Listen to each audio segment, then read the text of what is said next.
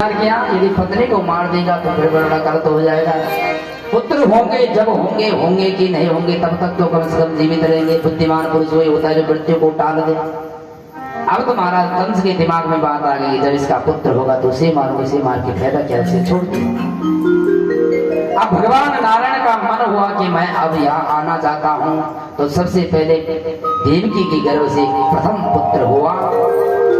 कंस ने कहा था कि अपना पुत्र मुझे दे देना।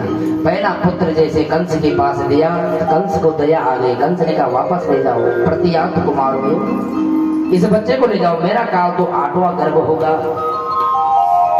अब तो महाराज जैसे 8वां गर्भ होगा, दूसरे जैसे वापस करा तो वहां देवताओं की खोपड़ी सनक गई। महाराज पापी नहीं करेंगे तो भगवान कैसे आएंगे। उसी समय नारद जी आ गए, और नारद जी जैसे आए, नारद जी ने कहा कंस से वापस क्यों कर रहे हो, मारो इसको, तेरा काल बन कर आएगा। कंस ने कहा ये मेरा काल नहीं है, जो मेरा काल आएगा वो 8वां गर्भ होगा।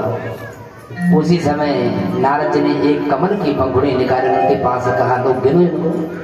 कंस गिनने लग गए, 1 2 3 4 5 6 7 8, और जहां से भी कंस गिनता है सब तरफ 8 ही 8 आता है।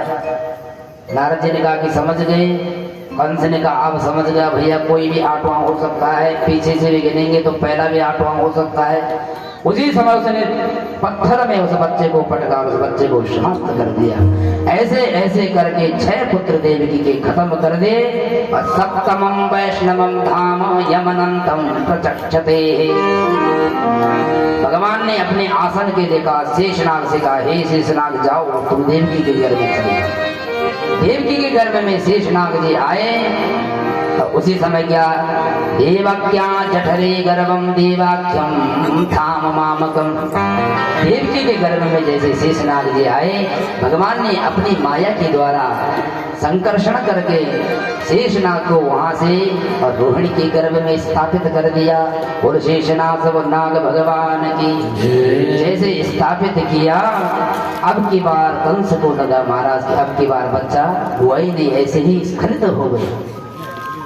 अब तो महाराज जैसे रोहिणी के गर्भ में भगवान शेषनाग पधारे, और इधर 8वें रूप में भगवान आने का विचार बना रहे थे।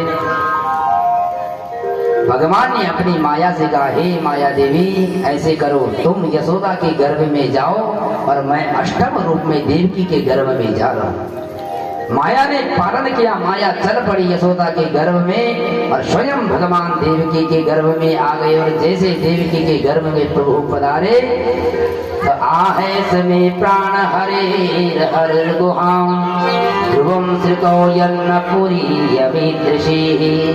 कंस ने देखा अपनी बहन को जैसे 8वें गर्भ में भगवान स्वयं पधारे, तो देवकी मैया का तेज इतना भाव विभोर था कि कंस ने विचार किया कि देवकी आजकल इतनी सुंदर कैसे दिखाई देती है।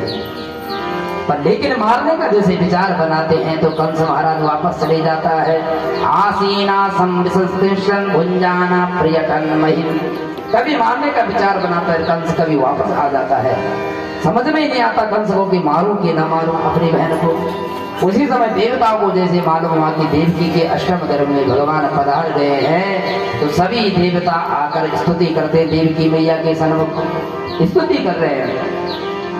स्वागतम कृष्णा शरणागतम कृष्णा, स्वागतम कृष्णा शरणागतम कृष्णा, स्वागतम कृष्णा शरणागतम कृष्णा, स्वागतम कृष्णा शरणागतम कृष्णा, स्वागतम सुस्वागतम शरणागतम कृष्णा, स्वागतम सुस्वागतम शरणागतम कृष्णा, स्वागतम कृष्णा शरणागतम कृष्णा, स्वागतम कृष्णा शरणागतम कृष्णा। सत्यपरम सत्यपरम सत्यम सत्यस्य योनिर्भेदं